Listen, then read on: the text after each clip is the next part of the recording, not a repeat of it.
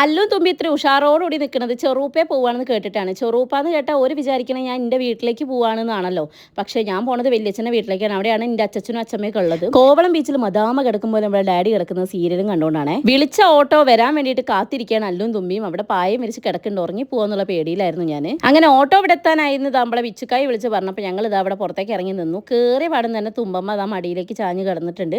ഉച്ചയ്ക്കുള്ള ഉറക്കത്തിൻ്റെ സമയമാണ് രണ്ടുപേരുടെയും. ഞാൻ രണ്ടും കൽപ്പിച്ചാണ് ഇവരെയും കൊണ്ട് പോണത്. എന്താവും അറിയില്ല. ഈ സമയത്ത് എനിക്ക് ഏറ്റവും വലിയ ടാസ്ക് എന്ന് പറയുന്നത് എൻ്റെ യാത്രകളാണ് കേട്ടോ. കാരണം എനിക്ക് യാത്ര ചെയ്യേണ്ട അത്യാവശ്യ കാര്യങ്ങൾ മാത്രമേ ഞാൻ പുറത്തിറങ്ങാറുള്ളൂ. പക്ഷേ പോകുമ്പോൾ ഏട്ടൻ നാട്ടിലില്ലാത്തതുകൊണ്ട് തന്നെ എനിക്ക് വണ്ടി എടുക്കാനോ കാര്യങ്ങളോ ഒന്നും പറ്റത്തില്ലല്ലോ. അതുകൊണ്ട് ഓട്ടോ വിളിക്കല്ലാതെ വേറെ ഒരു നിവൃത്തിയില്ല. ഇപ്പം ഞാൻ എവിടെ പോകാനുണ്ടെങ്കിലും സ്ഥിരമായിട്ട് വിച്ചുക്കായിൻ്റെ വണ്ടിയാണ് കേട്ടോ വിളിക്കാറ്. എനിക്കിത് കുറച്ച് കംഫർട്ടായിട്ട് തോന്നിയതുകൊണ്ട് തന്നെയാണ്. പിന്നെ നമുക്ക് അറിയുന്ന ആളും കൂടിയല്ലേ.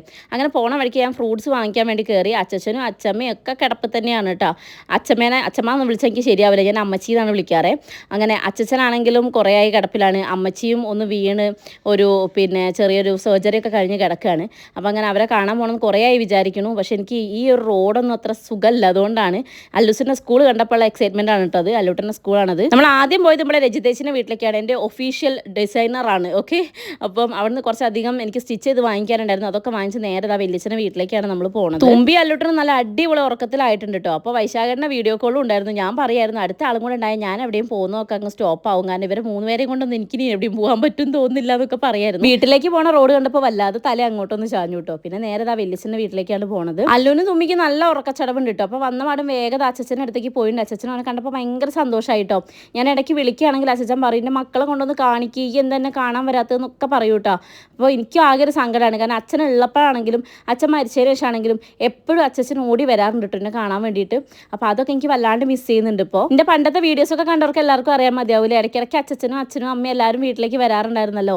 അങ്ങനെ ഇതാ പിന്നെ വൈശാഖേട്ടൻ വീഡിയോ കോൾ ചെയ്തു. ഞാൻ അമ്മച്ചീനൊക്കെ കാണിച്ചു കൊടുത്തു. അമ്മച്ചി വർത്താനൊക്കെ പറഞ്ഞു കൊടുത്തു. പിന്നെ നേരെ അച്ഛൻ്റെ റൂമിൽ പോയി വൈശാഖനെ കാണിച്ചു കൊടുത്തു. ഇവർ ഭയങ്കര നല്ലൊരു കോമ്പാണ് കേട്ടോ. വൈശാഖനെ ഭയങ്കര ഇഷ്ടമാണ് അച്ഛന്.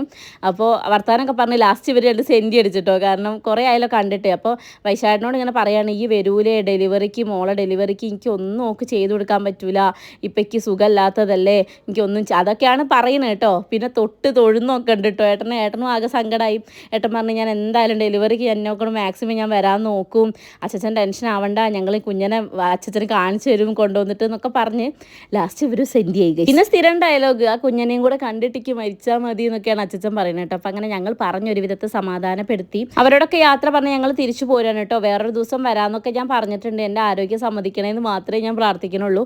ഈ റോഡ് ഇങ്ങനെ ആയതുകൊണ്ടൊക്കെയുള്ള ചെറിയ ചെറിയ ബുദ്ധിമുട്ടുകളാണ്. പിന്നെ വണ്ടി വിളിച്ചിട്ടും ഒക്കെ വരണ്ടേ, കൂടെ ആരെങ്കിലും കൂട്ടാതെ ഇനി ഇങ്ങനെ വരാൻ പറ്റുന്നൊന്നും എനിക്ക് തോന്നുന്നില്ല. അപ്പോൾ ബാക്കി വിശേഷങ്ങളൊക്കെ അടുത്ത വീഡിയോയിൽ. ബൈ.